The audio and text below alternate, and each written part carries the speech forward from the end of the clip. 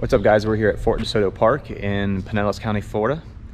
We're gonna take you on a little video tour and talk about what these cannons are all about and what these bunkers are all about. So stick around, enjoy the video.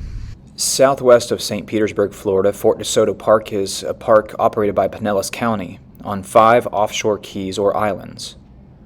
At 1,136 acres, it is the largest park within the Pinellas County Park system. All right, so this is the first place you wanna go. Check in right here. $5 gets you and your family in for the day, and you turn right to get to the beaches and the old fort and the area where you're about to see on this video. Natural beauty aside, Fort DeSoto Park has a rich history spanning hundreds of years and is a must-see for history nerds like myself who find themselves visiting the Tampa, Florida area. In 1849, a detachment of U.S. Army engineers, including Robert E. Lee, who would later become the commander of the Confederate Army, surveyed this area. They recommended Mortar Key and Egmont Keys become fortified as appropriate sites for coastal defense installations. Both keys could only be reached by boat since they were islands at that time. Although no fortifications had yet been built, Union troops were stationed on the two keys during the Civil War to aid in the Union blockade of Tampa Bay, with Egmont Key and its lighthouse acting as an observation tower. The keys were again abandoned by the military until 1882, when military reservations were officially created on the two keys. However, it would be several years before actual permanent construction would commence as a result of defense considerations linked to the Spanish-American War. These are two of Fort DeSoto's remaining 4 12-inch coastal defense mortars of battery Ladley.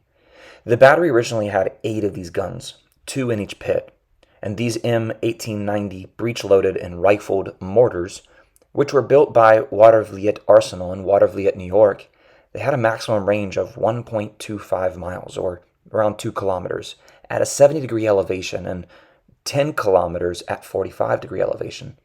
It took a crew of 12 to operate each gun. Being a former Redleg or 13 Bravo myself, I have a better appreciation for the sheer volume and concussive force each gun must have created, especially in light of the fact that the earplug technology back then was not nearly on par with our modern-day versions. I would imagine live fire exercises with these bad boys would leave your ears ringing and your head spinning for hours. The main operation on Mortar Key, however, became called Fort DeSoto in 1900, named for Spanish explorer Hernando DeSoto. The army post was officially a sub-post of Fort Dade, which was constructed on Egmont Key, which is just offshore.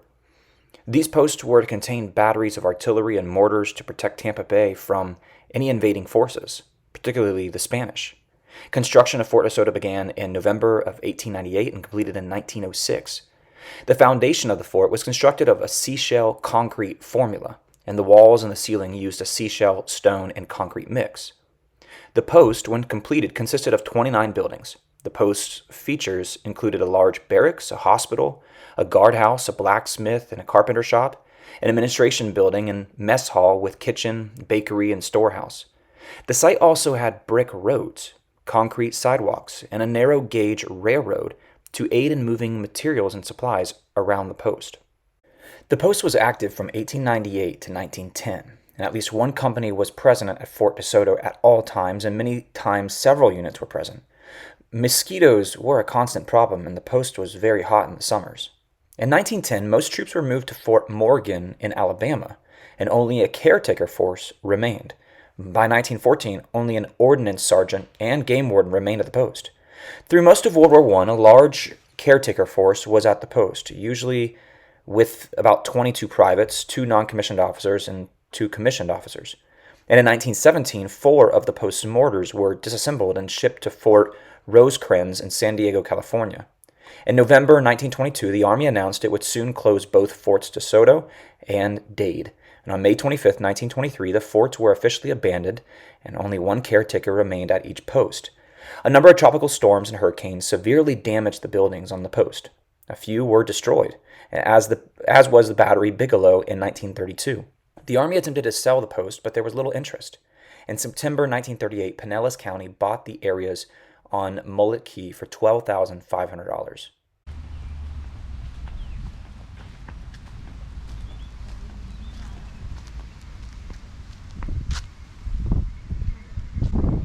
This is one remaining of the originally two 6-inch 40 caliber rapid fire Armstrong guns.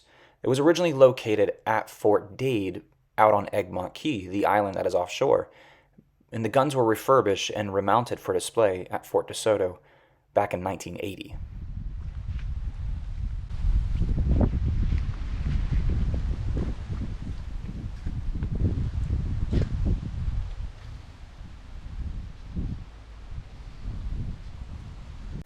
There is a staircase that leads to the top of this redoubt, this fort, and climbing this staircase affords you an opportunity to see quite an amazing view. You can see for miles down the coast, and you can see back into the Tampa Bay. You can see as far as the Sunshine Skyway Bridge.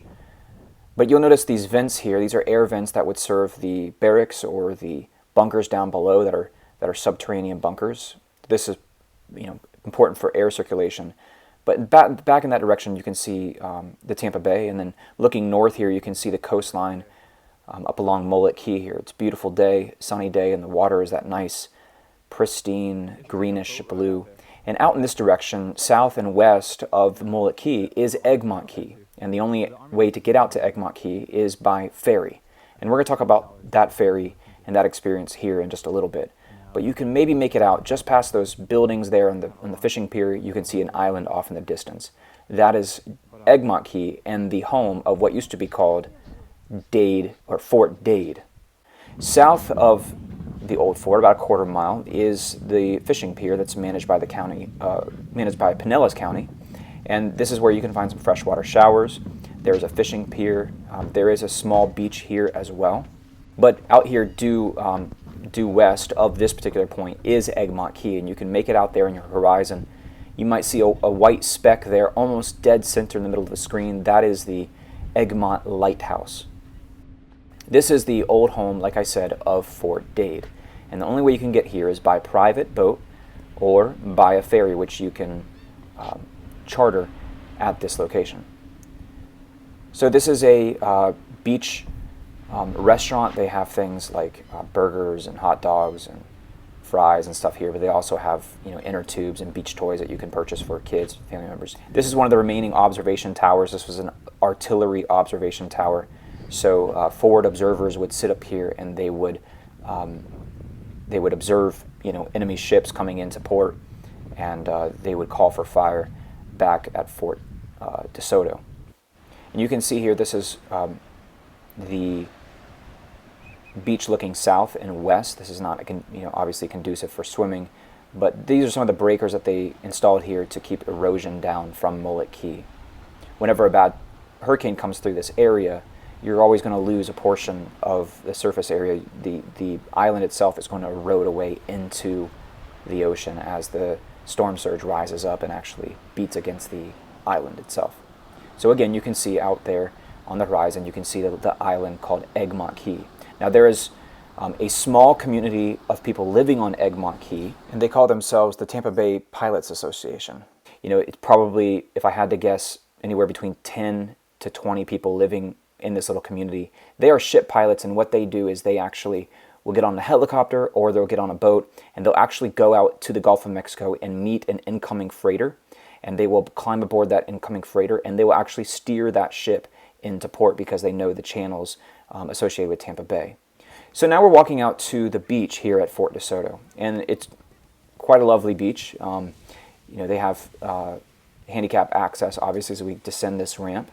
But the water, again, is like beautiful, pristine, that bluish green. The waves are medium in size, very conducive to younger children. But you can see here some of the ruins of Fort DeSoto actually falling into the ocean. I believe this was at some point a battery where there may have been some sort of observation post or a cannon itself positioned out here, but I'm not quite sure.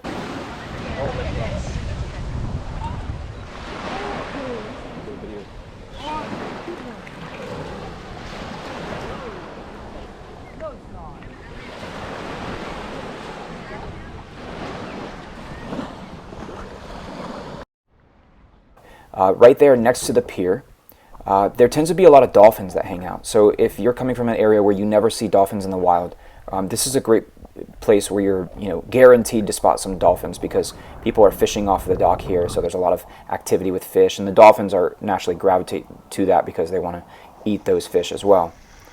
But we saw probably 6 to 8 dolphins in this area just in the course of a day as we're sitting here enjoying the beach.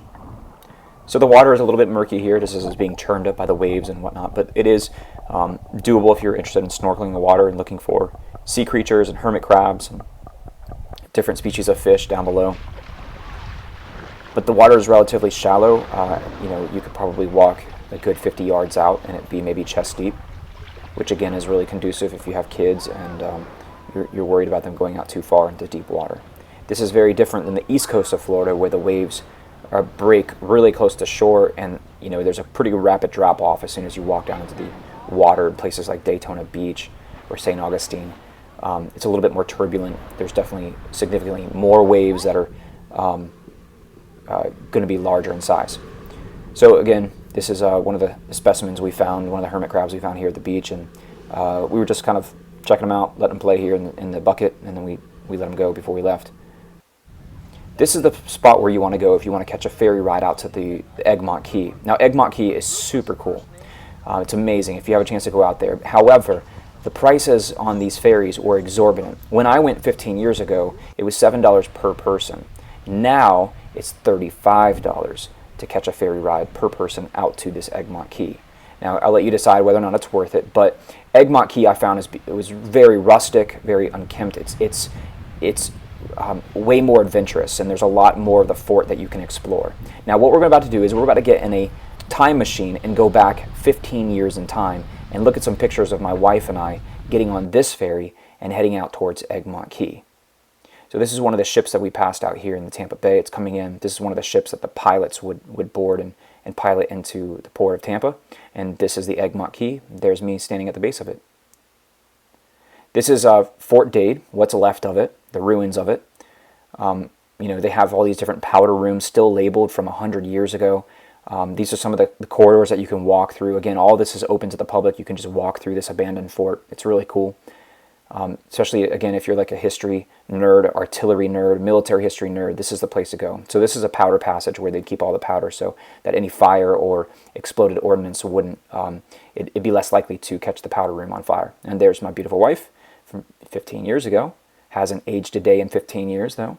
And this is, again, this is the coast out here, you know, on the coastal side of Fort Dade. These, again, are 2 observation towers that would be on Egmont Key. And here you have a bunker.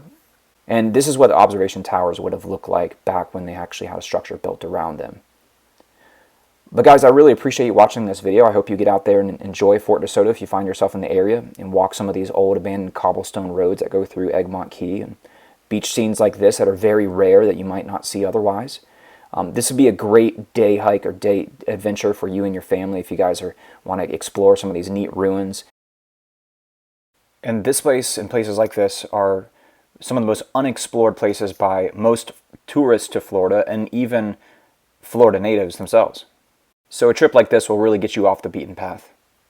So I hope you enjoyed this video. If you don't mind, if you liked it, then pound that thumbs up button and I would greatly appreciate it.